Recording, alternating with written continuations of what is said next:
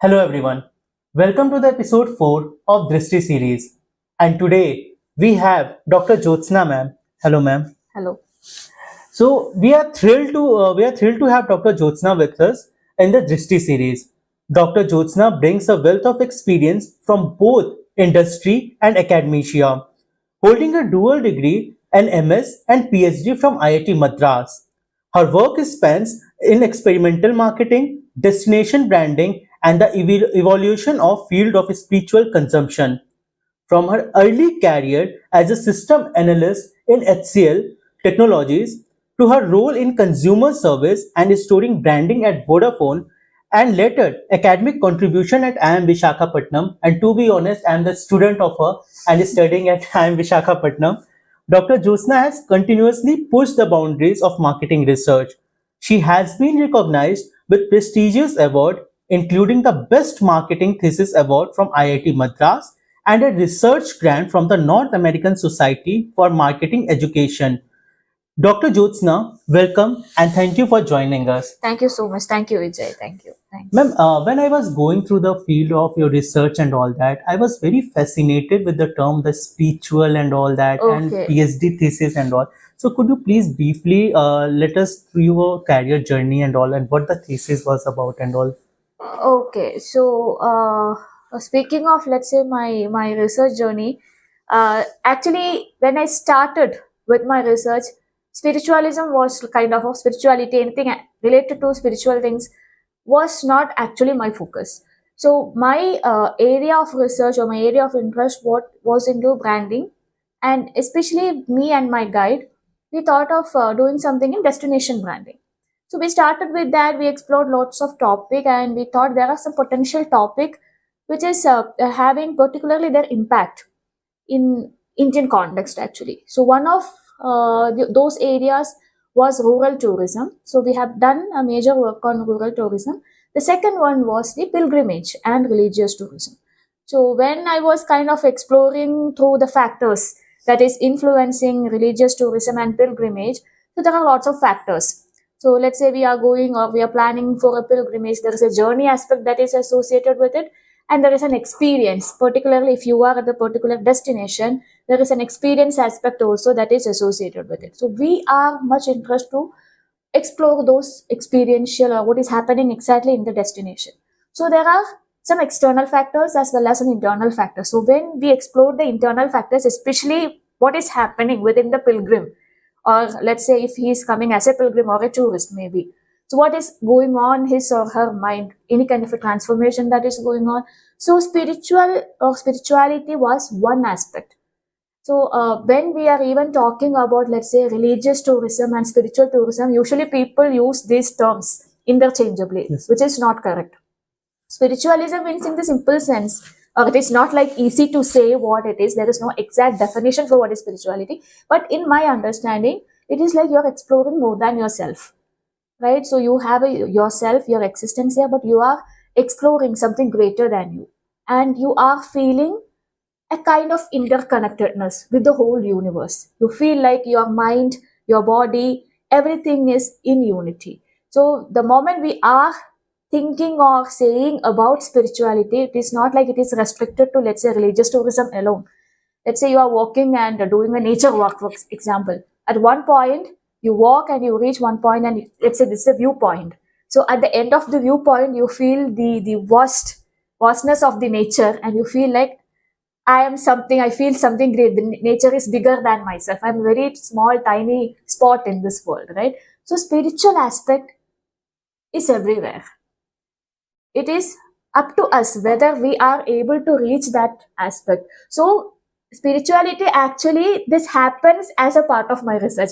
As spirituality itself was not my way to explore, that was not the starting point, but it was one of the aspect where I was exploring the transformational experiences that is happening within the pilgrims in that area. So then I thought like, okay, let's explore that. And then while reading all these marketing journals and all, I have seen kind of spiritual consumption is also happening. We are moving to kind of sustainability. And so there are aspects of spiritual consumption, how to minimalize, because marketing is all about you are trying to explore what the customer need. Yes, ma'am. But then there is another side to it. So it is not only like you are actually telling that there is a need, but you are addressing a need, how sustainable this need is, or what is the sustainable aspect, what is the minimal way you can say that you can consume these things, right? And nowadays I think lots of eco consciousness, sustainability, minimal consumption, all are into kind of booming. So we feel like, okay, as we know our mind and body, everything is kind of interconnected. This is all like our basic existence. So in that aspect, we feel like, okay, spiritual consumption is also having an important role in marketing when we teach students also. Right? Mhm. So that is how it happened to Ma'am, me. can you give an insight on destination branding also? Like it was also a fascinating term. Destination branding, is it related to places or something like that, or Yeah, some? actually, when we started with the destination, when we have articles also actually stating that. Mhm. So, literally, branding means we are literally giving identity and distinctiveness. Let's say for a product, right? Similarly, that is the case with a place also. So, when we say about something like a place branding, so place branding is like you are, maybe it is a country, it's a city, whatever. So it is having lots of aspects. It is having some, maybe it is very attractive for business investment. Maybe it is having some tourist aspect is also there. There are many places, right? So as a whole, you can brand the place as such, right? But in some cases, you feel like the touristic aspect is more important. So usually, or academically, I should say, destination branding is the term which we use to express, to promote places which are kind of famous in tourism aspect. Place branding is an overall umbrella. Whether they are like equally important with their tourism aspect, whether they have their business investment, everything. So how you are actually branding the place, that is place branding. So destination branding is one aspect where you are actually focusing more on the touristic aspect. So that is the difference actually. So where you are actually creating the logo, all your branding elements which is pertaining to that particular destination alone. So that is the difference between a place branding and a destination branding. Nothing but whatever we are learning in the product aspect of a brand, we are actually taking that to a destination. But unlike your single product, which is a tangible thing, destination is an amalgamation of many services. So when you're studying about destination branding and then you are looking into, for example, the life cycle, you have a product life cycle. But when you are studying about destination brand, so to plot the life cycle of a brand itself is really difficult when we discuss in the class also. At the same time, this is really, really difficult when you consider the destination as a brand. So you have some emotional connect that is happening as a brand, and also it is a destination which is an amalgamation of many things. So unlike your products, physical products, which is kind of, we say that is tangible, these elements like destination or services, they are highly intangible, right?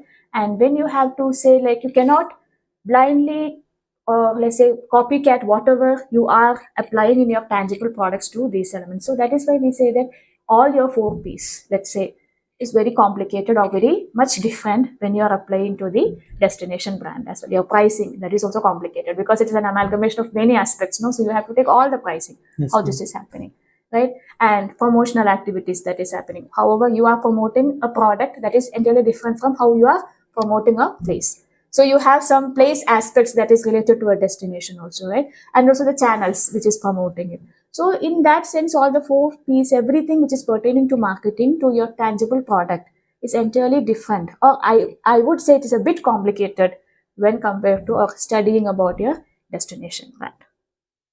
Great, ma'am. Ma'am, I was going through the profile, and someone with such a vast industry experience and Okay. such a PhD holder and all that, they usually tend to go to the industry and for the high salary and all that, whatever you say. But you have opted for the academics Yeah. and all. Yeah. Ma'am, what motivated you to come this side, because and just give to the society in the academic fields and all? Yes. So yeah, usually I used to get this question because I started my corporate journey way back in 2008. So I started my career with HCL Technologies, and after that I did my MBA. So my MBA education was kind of a turning point in my life. So I did it in Kerala. So there is if, most of the Keralites might be knowing it. The university is Cochin University of Science and Technology, which is kind of prestigious, and they are one of the pioneers. I think the first kind of an MBA institute to start in Kerala. So we have a very strong alumni network, and despite the MBA program they are having, very strong MBA program they are having, they are giving much importance to their PhD programs. And usually these PhD scholars used to come and teach us, as they used to give the tutorials, everything. The teachers will be coming and then teaching us all the basic concepts, everything, but the tutorials are done by the PhD scholars. So, and I feel at that time itself like they are the people who are standing there and giving us lots of lessons. They are like, well, kind of. So I was kind of attracted to this profile, and then I used to go there and then I talk like what you people are doing, what you are exploring. So I got the notion, the flavor of research. I got it from Cochin University of Science and Technology. So what happened? I inquired actually. I was much interested. So what to do, how to pursue for a PhD. So many of my professors, so they will analyze us, right? Our characteristics and everything in the class, how we behave in the class. So they told me like, you are best suited for a corporate person because you have corporate experience. Let's explore much in corporate. Then slowly you can move to academics. But my intention was like I should move to academics because I'm loving it. So then my director from there, Professor Francis Jernilam, so he only advised me like, Jyotsna, if you feel like you are much interested to move to academics, then because you have role models there, what they are doing, how they are consulting, how they are helping others through their consultancy. It is not like they are doing only big projects, but also for the rural markets, what they are doing for the tribals, the education they are giving, right? So I was much fascinated with all these services because I don't know, maybe nowadays corporates are also doing lots of charity programs, education patterns, everything. But I feel like as an academician, you can make much changes to where you can cater your, or you can extend your resources to the people who are really in need of it and who don't have this kind of an access to direct education. Maybe I think in the long run I can also do that, and that was there in my mind because I have seen my teachers doing that, right? So that was there, but still, as I took the advice of my director, and then he told like, you work for 1-2 years and then see if the interest is still there in you. If the salaries, the peak salaries are not much kind of an attraction to you, then you can move to academics. So then I worked for, I think, 1.5 year with Vodafone Cellular Limited. Then I slowly moved to academics. So that is what happened, because I think the teachers there, the work they are doing, the PhD life, how the students are very serious, how they are doing about research, how fascinating the world of research. I have learned it from them, actually. So that was kind of a turning point in my life. And then I thought like, anyway, at one point in my life, I'll be doing my PhD and then moving to academics.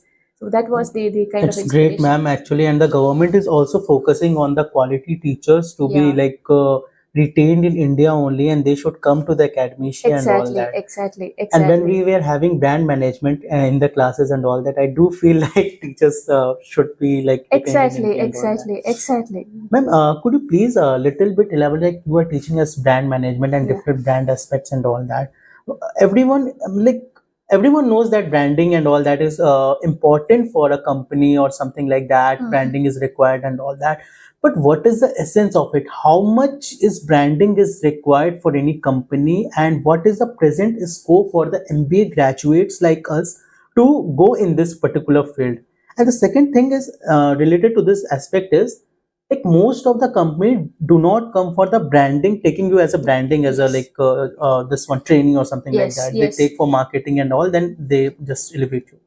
So what is your intake for that? Shall we go for branding and focus on branding, or shall we go for marketing and then we should think for elevation? Okay, this I will tell this from the company perspective. Yes, ma'am. Okay, because I too started my journey like this. So then you take lots of, or you feel like you are a marketing major. You have learned consumer behavior, you have learned advertising, you have learned branding, services marketing, whatever, right? Now the company is coming. So I was recruited by Vodafone Cellular Limited. So they'll be having PI group discussion, everything. They will be verifying, okay, this is the best candidate for us. Now they'll be giving you the job description. You feel like, okay, now I am a graduate, I'm MBA graduate, I'm so and so.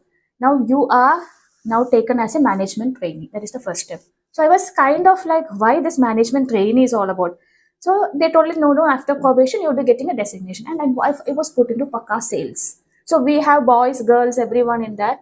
And at my home also, I got this kind of a feeling like sales is for guys. Why you girls are into sales? Right? I have no idea what is going on. Then everybody was telling me like telecom is like, it is into pressure. So I thought like, no, I am into some managerial position. This is like my training period.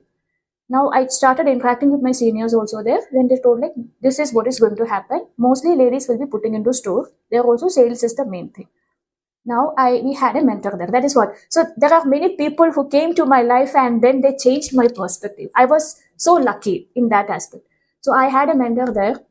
His name is Abraham. So he actually, I told like, sir, this was not meant for, I was not meant to come for this kind of a thing. I feel kind of, this is sales and what do I do? Because I don't know about sales also. I haven't taken this elective in my marketing thing. I don't know about this. So you will always relate, right? Whatever you learn, you are going to apply. I haven't taken this elective, what I'm going to do. So sir has given me an important perspective. He told me like, Jyotsna, this is not the way because we have taken you because you have something within you.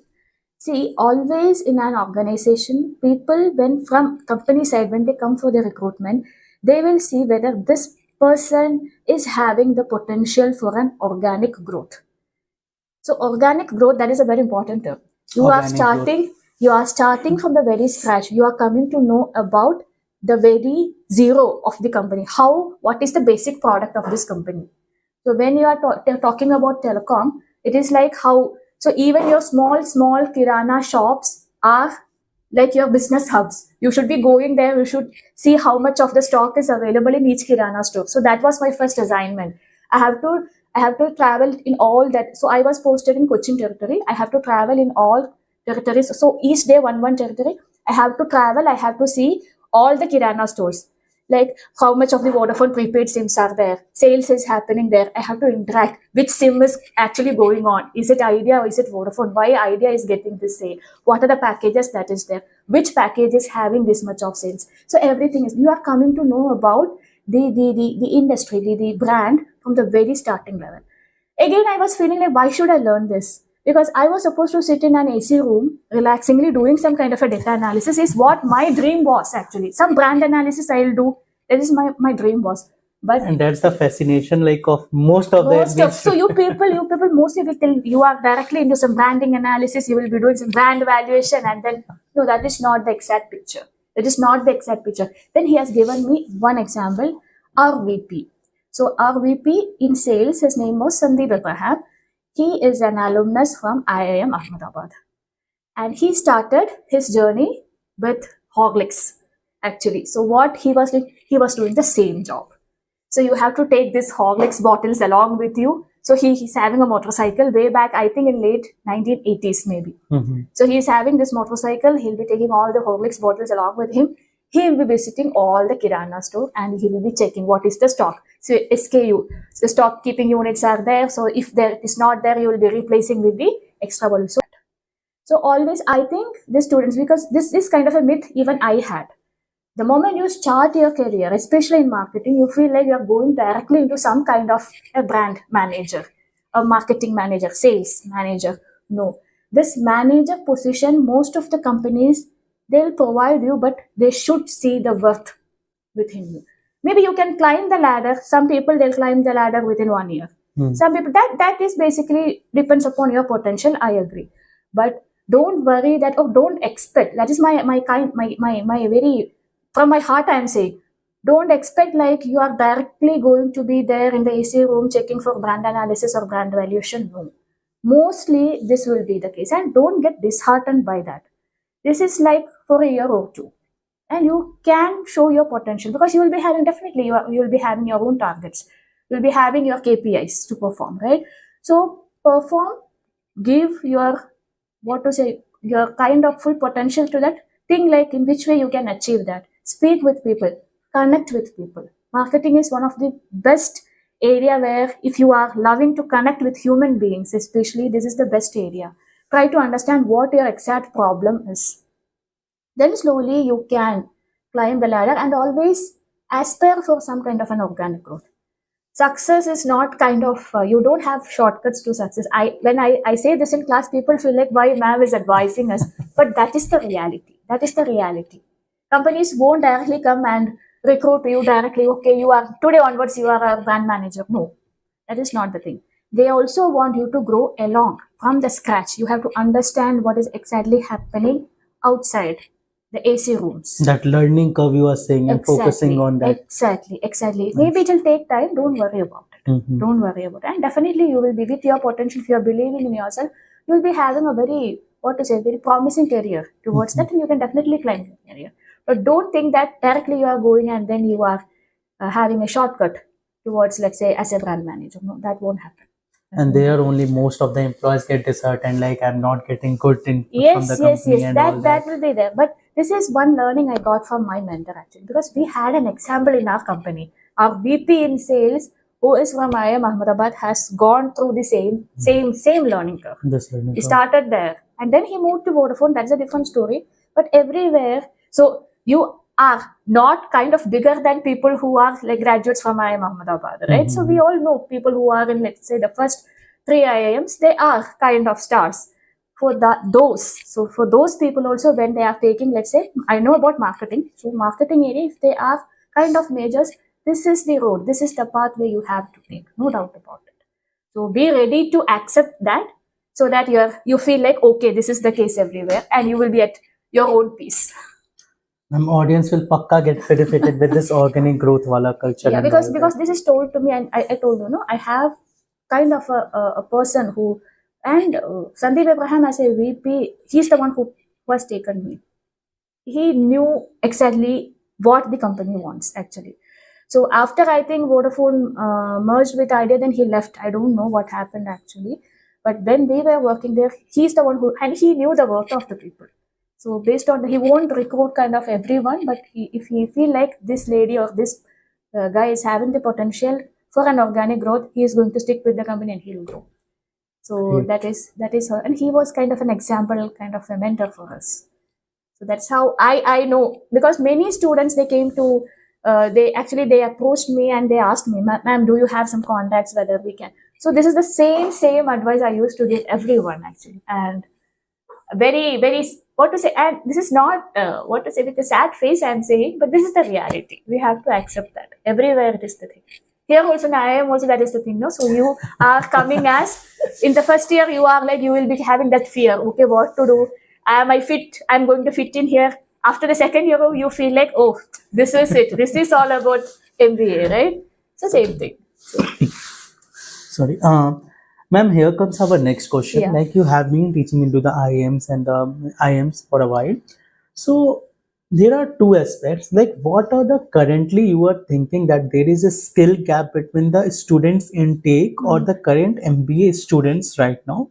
And the second, when you are interviewing any potential CAT interviewees and all that, so what are the skills you are looking for in those candidates? Okay. So first, like what are this one MBA candidates? The skill gap is there. MBA students.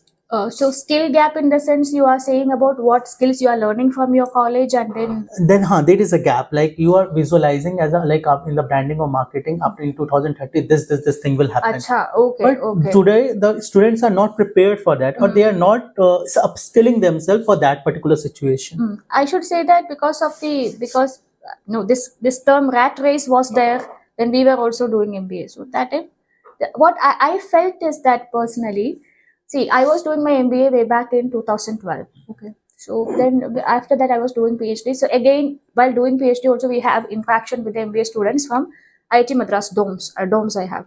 So those times when we interact with people, when we are taking workshops for the people, students, what I felt is that nowadays you have lots of resources, right? And so is your competition also. People, earlier times we used to, what to say, we don't have this many, for example, certification programs, right?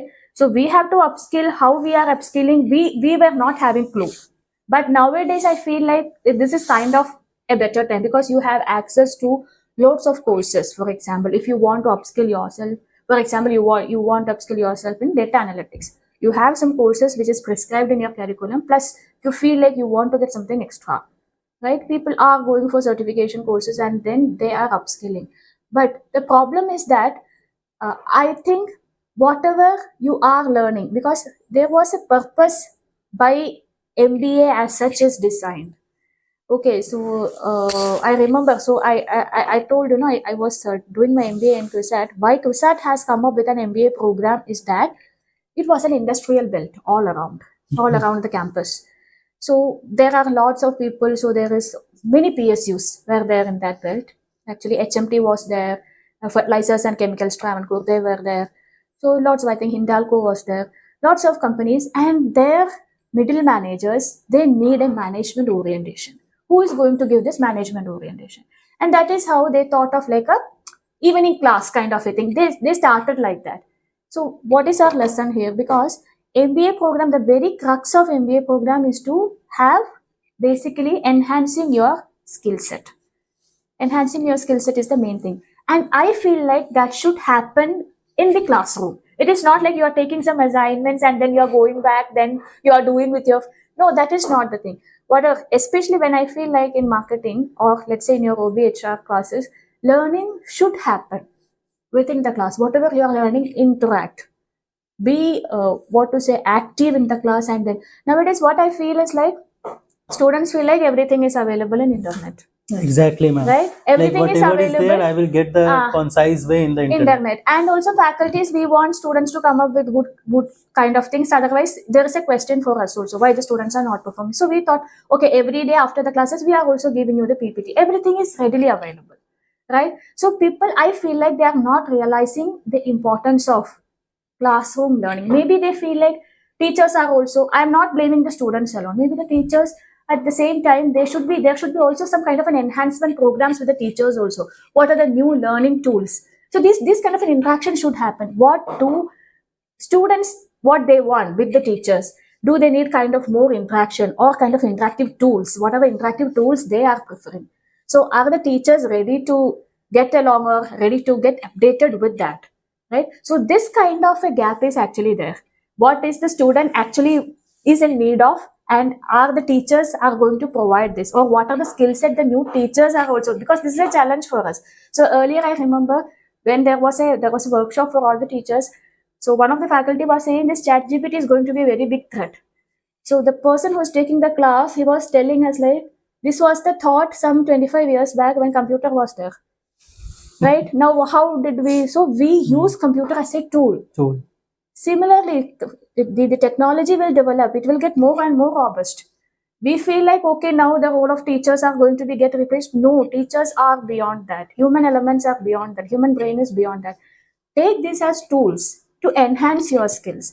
And basically that is what kind of MBA program we have to think that most of the learnings which is happening through interaction and learning activities within the classroom, that classroom learning should be focused, and teachers should be also understanding that what are the tools, what are the kind of skill set enhancement that the students are in need of, and are they going to be employable in the industry as well while learning this skill set, right? And it's not like all about theory and you are giving some theory lectures there and the students are like relaxing, they are browsing something in the internet. No, that is not the way learning should happen. That is my thing. Basically, I felt it's like past years, at least we used to interact in the class because we don't have this scope of kind of information that is available like your ChatGPT or like your certification courses. Now you have certification courses, you feel like to enhance your skills, let's go for a certification course. Just a point on, why do you think that in the classroom programs also the students are getting like becoming a bit careless and all that, ma'am? Why they are not taking the courses? Like, do you think one of the major thing what I felt is that see, whatever we are, so let's think from the student perspective here. Why should a student listen to a teacher? He or she should get something extra which is not available anywhere. Right? If he or she feels like this is readily available somewhere. So I can type all these things. What is brand valuation in ChatGPT? ChatGPT will give you some better way to interpret brand valuation than what your teacher is explaining, right? Now, that is what I feel like the teacher should be also having an enhanced kind of a skill set to make the learning activity more kind of engaged. Give something that the student is not knowing. For example, I used to tell about the structured and the unstructured approach. So which is kind of I myself developed with my experience or from my research, what my teachers have told me, which I know that much of the students, they are not aware of. So certain problems can be approached through the lens of, let's say you have your frameworks. In this context, you feel like, then you use the framework. In this, so I can see the people, suddenly they are taking their eyes from the laptop and listening to me. I know, okay, this is the thing they are not getting from the internet. And that is why now they are listening. So these aspects where the students are not, they feel like it is something that is not there anywhere. It is that is actually coming from the teacher's experience. So that is what even I felt like. Mostly in my classes, I used to take examples from my professional experiences, because that is not available, readily available. It is my experience, what I have undergone, right? So those kind of aspects, where especially if the teachers, they are having some professional background, corporate work experience, if they are using it, they are using, this is the scenario that has happened. If instead of me, if you are in that shoes, how are you going to resolve this problem? Right? That is how you are making the learning more engaged.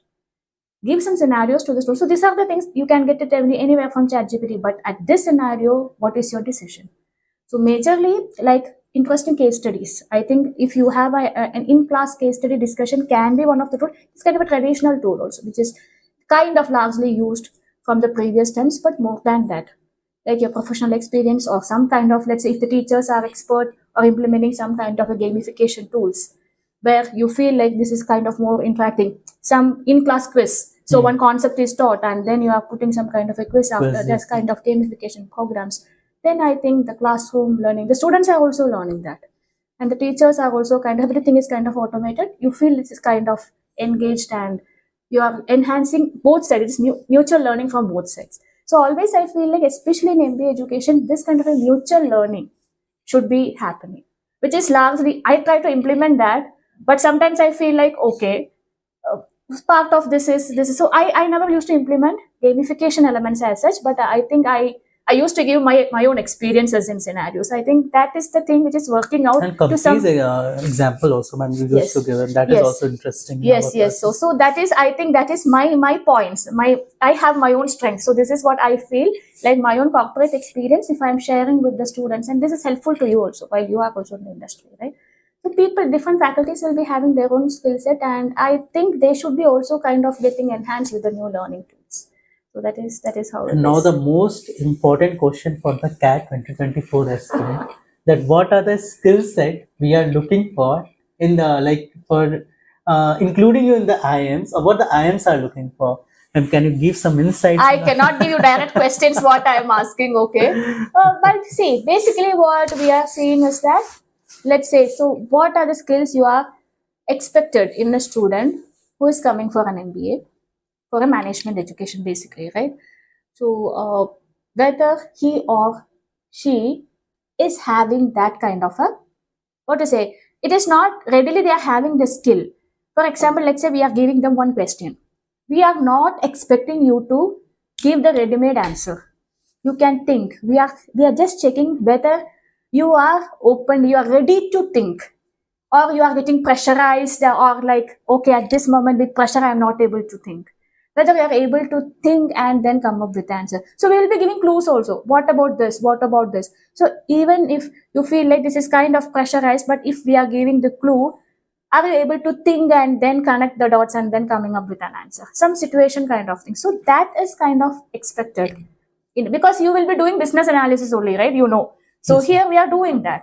Whether you are able to interpret it, whether you are able to connect the dots and then coming up with your own answers is one kind of an expectation from you. It's not like we are asking you, this is the question, this is the answer. No, that is not the thing. And some of the questions will be like that to check whether you are aware of the current scenario, current business scenario, current business news, how good you are in grasping the current business news. So what is the hot business topic today, which is largely discussed? All those things are I think all the MBA schools, they will be asking. So when you are going for an interview about the B school, you should be knowing at least about the B school, in which part of India this is located. Can you actually locate that in the Indian map, right? All those things are there. So there are many students, their aspirants who are coming to us saying that where is IIM Visakhapatnam? They don't know. IIM Visakhapatnam, they don't know which state it is, which is kind of we feel like, okay, but mostly what we expect is that whether the student is able to think logically, whether they are coming up with a kind of a logical reason. So whether they have kind of an aptitude to crack this program, because this is going to be a rigorous program. You know that, right, Vijay? So the first year you feel like, okay, slowly you are moving from the first term to the second term. You know how the journey is. And you won't be having time for anything. You have to manage. Nobody is going to help you. You have to move around. You have to connect with people, and you have to get things done. Right? You have to get things done. That is the exact term I should say here. and whether as a candidate you are having this kind of a skill set. I think I'm very sure you might have faced these kind of questions only, right? From the panel, whether you are able to think, what about your skills? You have this kind of an analytical skill. You are able to reasoning, have come up with a very strong kind of a reasoning. Number of states you pass through your home. See, so what is it? Okay, how many? So you will think how many states are there? Okay, then this is North India, South India, everything is there in your mind. So sometimes students used to, ma'am, can you give us a minute? Okay, can I take a pen and paper? Okay, whatever you do, you explore everything, give me an answer. Whether you are coming up. And I'm not expecting correct answer also from you, whether you are able to think. Do you know like which all states are there in South India? How you are going to take the shortest route, right? Longest route. What can be the states? Can you avoid any states? Are you thinking about it? So that is the main thing I think most of the MBA schools, they are looking for this kind of skill set only. But let's say if some part of your GK or some part how you are aware about the current scenario, especially in business, what is happening in India and around the world, what is happening. So these all are the things we are actually expecting from candidates, especially CAT aspirants. Don't worry much about that. अगर ये है बाकी सारे skills है तो ये भी हो जाएगा. इंटरव्यू में उतना टेंशन का बात नहीं है ना. परसेंटाइल अच्छा. Yes. So first you try to come up with good scores, and then we will see. Okay. And ma'am, this is the last question only. Yeah. One piece of advice which you will get, like to give all the students or the student fraternity and all that. Yeah. So this is one more question yeah. I am missing. Like I have got this question from one student of I'm Sidmore only. Yeah. He's from tourism. Okay. I'm Sidmore tourism. MBA tourism. Yeah. They have a tourism department. So he said whenever you have interaction with such faculty and all that, so they were very much worried about what will be their career aspect and all that. So just give a brief in the tourism aspect if there is career and evolving or not. And the second thing, just one piece of advice. Okay. So for the tourism aspirants, I should say that if whether you want to go to the direct industry or into the academia. So into the academia, I think we have actually tourism schools like Indian Institute of Travel and Tourism Studies. One is there in Gwalior. I think two more institutes are also. I know about the Gwalior Institute, and I think one more institute is there. So if you are moving to academics, I think you have a scope. If you are doing your research or any kind of academics, you can have that. But if you want to move to academics, or if you want to, let's say you are much interested in your research aspects, let's say within India you have opportunities. If you want to go abroad also, because tourism, I think how much of the funds are given to tourism research as such, I don't know. But abroad, there are a lot of opportunities. Even I was also parallelly, I was thinking of doing a postdoc because lots of opportunities are available. Tourism even before COVID, also after COVID. So during the COVID, there was kind of a dip that had happened in the postdoc calls. Actually, now this is also again kind of boom. Lots of countries are actually interested and they are investing more in tourism research. So if you want to do kind of a PhD also, there are lots of opportunities available abroad. But in India also, I think Indian Institute of Travel and Tourism Studies, it is there. You can pursue your research there. I don't know whether Sirma is having a PhD program in tourism. But then if you are going for a professional kind of into the industry. So whether you are, when you're talking about tourism, there are lots of aspects in it, right? So as hospitality marketing, there is a hotel management that is parallelly happening. Part of tourism research you will be studying. There is an airline service kind of thing is also, that is a part of tourism studies you will be learning as a course, right? So whether you have to think or whether you have to go or establish your own setup, your own business in tourism, because see, nowadays, lots of emphasis is given on rural tourism, like all-time tourism. So India actually, they want to develop themselves as all-time, all-year time, because we don't want off-season, on-season, all seasons, because each state in India is famous for, in some reasons, or for some reasons, in some seasons, I should say. They are having their own strength in some seasons, right?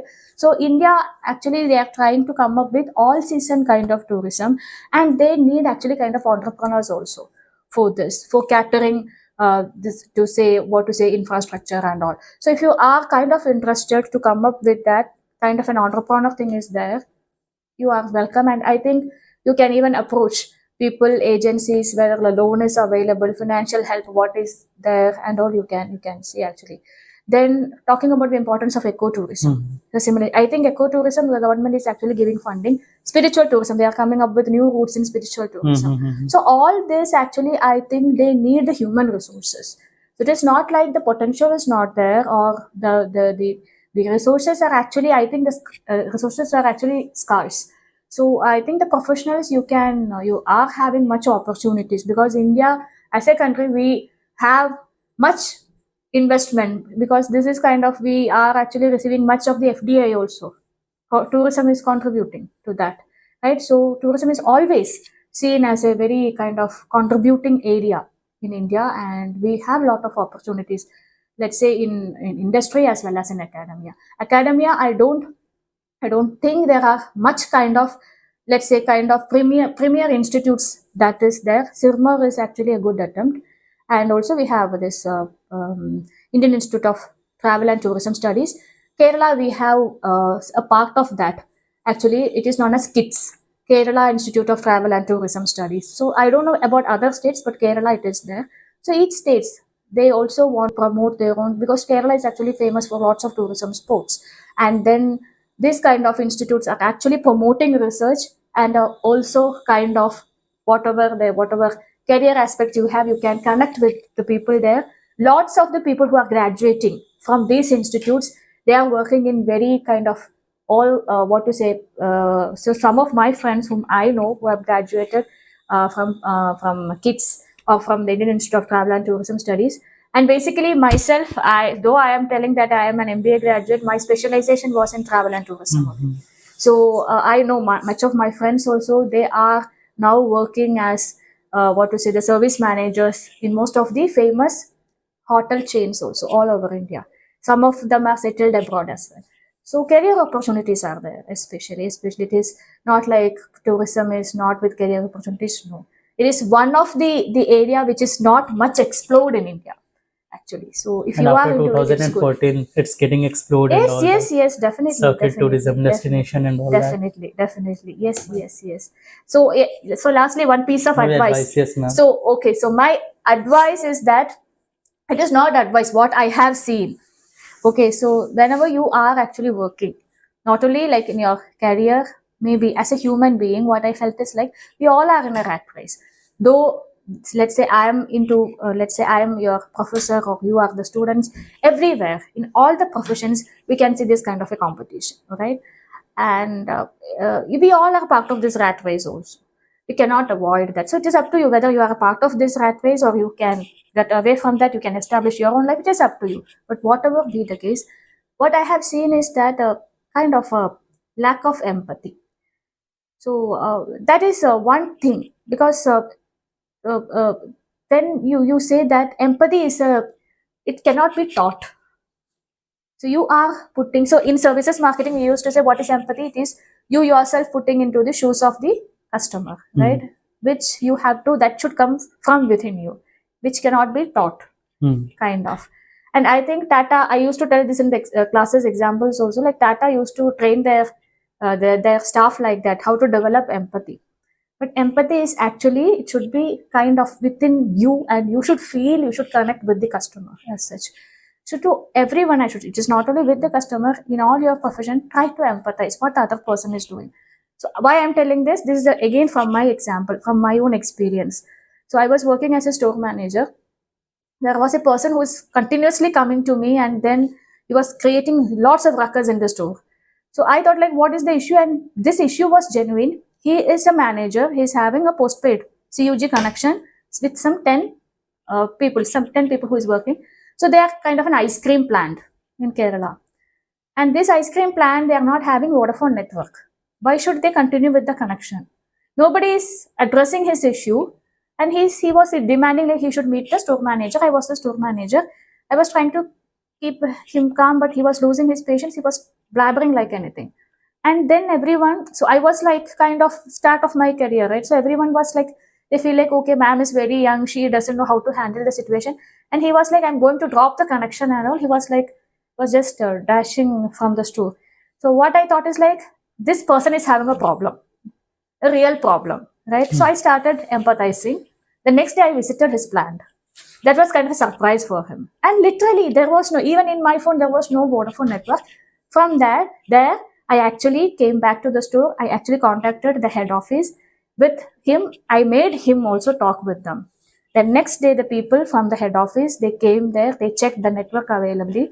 They actually temporarily, they put some booster kind of a setup. I don't know what exactly happened. But somehow, from the backend team, people visited him and then they kind of resolved their issue. And I got some extra 10 connections. So that is kind of filling my, but I was not kind of like, okay, I should get my target fulfilled. No, nothing of that sort.